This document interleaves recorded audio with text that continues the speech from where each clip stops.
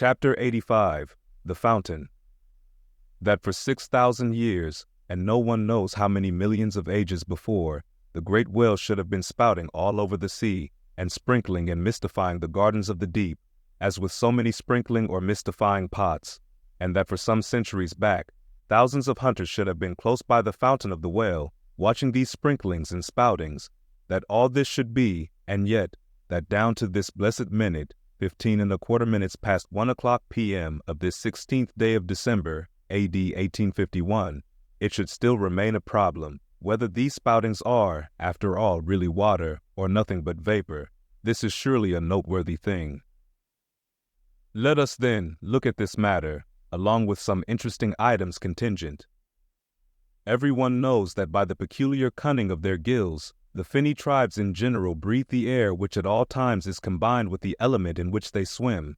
Hence, a herring or a cod might live a century, and never once raise its head above the surface.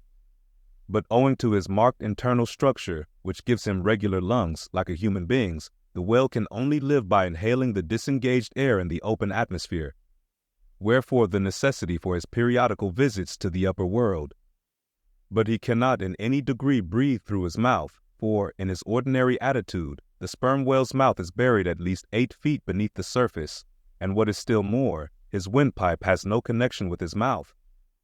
No, he breathes through his spiracle alone, and this is on the top of his head.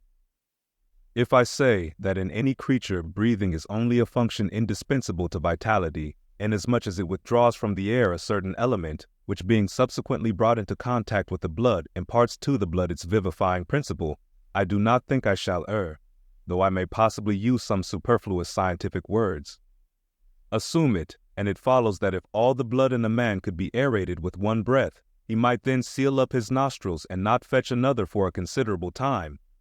That is to say, he would then live without breathing. Anomalous as it may seem, this is precisely the case with the whale, who systematically lives, by intervals, his full hour and more, when at the bottom, without drawing a single breath, or so much as in any way inhaling a particle of air, for remember, he has no gills. How is this? Between his ribs and on each side of his spine, he is supplied with a remarkable involved Cretan labyrinth of vermicelli-like vessels, which vessels, when he quits the surface, are completely distended with oxygenated blood, so that for an hour or more, 1,000 fathoms in the sea, he carries a surplus stock of vitality in him, just as the camel crossing the waterless desert carries a surplus supply of drink for future use in its 4 supplementary stomachs. The anatomical fact of this labyrinth is indisputable, and that the supposition founded upon it is reasonable and true, seems the more cogent to me when I consider the otherwise inexplicable obstinacy of that Leviathan in having his spoutings out, as the fishermen phrase it. This is what I mean. If unmolested, upon rising to the surface, the sperm whale will continue there for a period of time exactly uniform with all his other unmolested risings. Say he stays 11 minutes and jets 70 times, that is, respires 70 breaths, then whenever he rises again, he will be sure to have his 70 breaths over again to a minute. Now, if after he fetches a few breaths you alarm him so that he sounds, he will be always dodging up again to make good his regular allowance of air. And not till those 70 breaths are told will he finally go down to stay out his full term below. Remark, however, that in different individuals these rates are different, but in any one they are alike. Now, why should the whale thus insist upon having his spoutings out, unless it be to replenish his reservoir of air descending for good? How obvious is it, too, that this necessity for the whale's rising exposes him to all the fatal hazards of the chase? For not by hook or by net could this vast Leviathan be caught, when sailing 1,000 fathoms beneath the sunlight. Not so much thy skill, then, O hunter, as the great necessities that strike the victory to thee.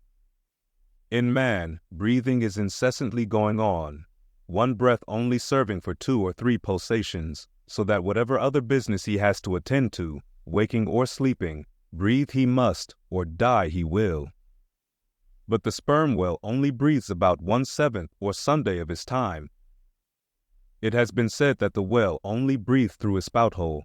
If it could truthfully be added that his spouts are mixed with water, then I opine we should be furnished with the reason why his sense of smell seems obliterated in him. For the only thing about him that at all answers to his nose is that identical spout hole, and being so clogged with two elements, it could not be expected to have the power of smelling. But owing to the mystery of the spout, whether it be water or whether it be vapor, no absolute certainty can as yet be arrived at on this head. Sure it is, nevertheless, that the sperm whale has no proper olfactories. But what does he want of them? No roses, no violets, no cologne water in the sea. Furthermore, as his windpipe solely opens into the tube of his spouting canal, and as that long canal, like the Grand Erie Canal, is furnished with a sort of locks that open and shut for the downward retention of air or the upward exclusion of water, therefore the whale has no voice, unless you insult him by saying that when he so strangely rumbles, he talks through his nose. But then again, what has the whale to say? Seldom have I known any profound being that had anything to say to this world, unless forced to stammer out something by way of getting a living. Oh, happy that the world is such an excellent listener. Now, the spouting canal of the sperm whale, chiefly intended as it is for the conveyance of air, and for several feet laid along, horizontally, just beneath the upper surface of his head, and a little to one side, this curious canal is very much like a gas pipe laid down in a city on one side of a street. But the question returns whether this gas pipe is also a water pipe.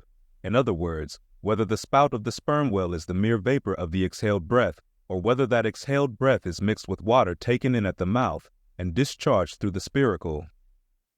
It is certain that the mouth indirectly communicates with the spouting canal, but it cannot be proved that this is for the purpose of discharging water through the spiracle, because the greatest necessity for so doing would seem to be when in feeding he accidentally takes in water. But the sperm whale's food is far beneath the surface, and there he cannot spout even if he would. Besides, if you regard him very closely and time him with your watch, you will find that when unmolested, there is an undeviating rhyme between the periods of his jets and the ordinary periods of respiration. But why pester one with all this reasoning on the subject? Speak out. You have seen him spout, then declare what the spout is. Can you not tell water from air? My dear sir, in this world it is not so easy to settle these plain things. I have ever found your plain things the knottiest of all. And as for this whale spout, you might almost stand in it and yet be undecided as to what it is precisely. The central body of it is hidden in the snowy sparkling mist enveloping it. And how can you certainly tell whether any water falls from it when, always, when you are close enough to a whale to get a close view of his spout, he is in a prodigious commotion, the water cascading all around him?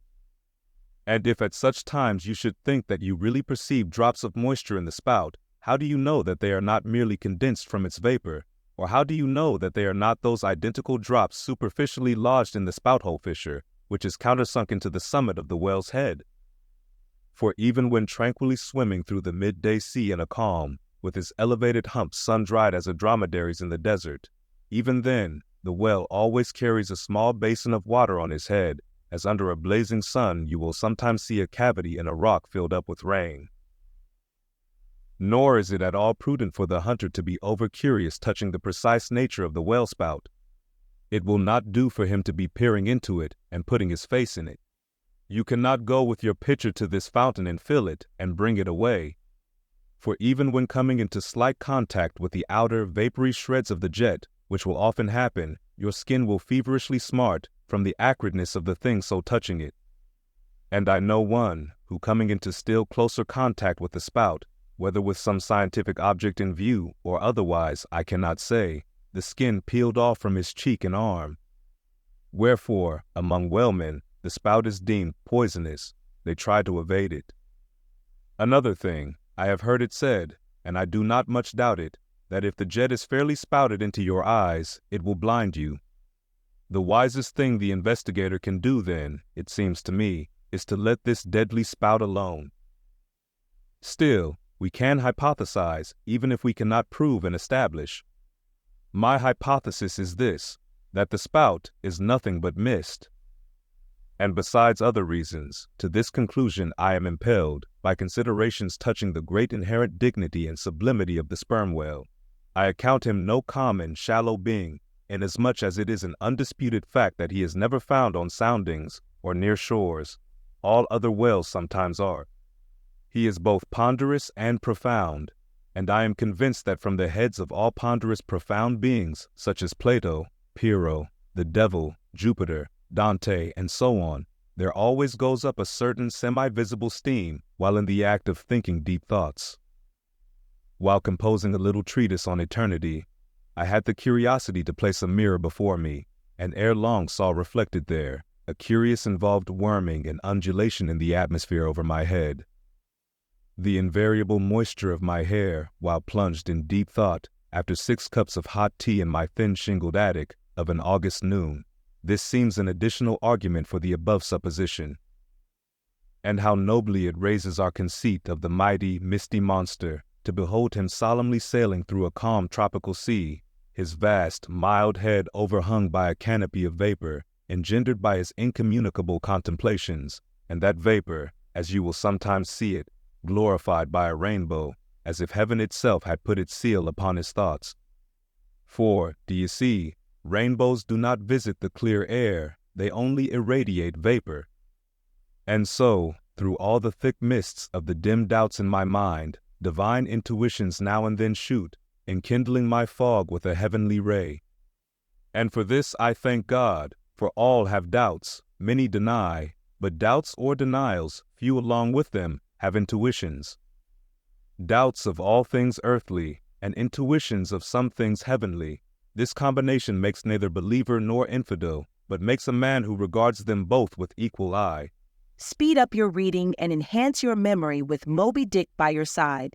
Choose the tactile joy of a physical book or the convenience of Kindle, and discover a deeper way to dive into this classic.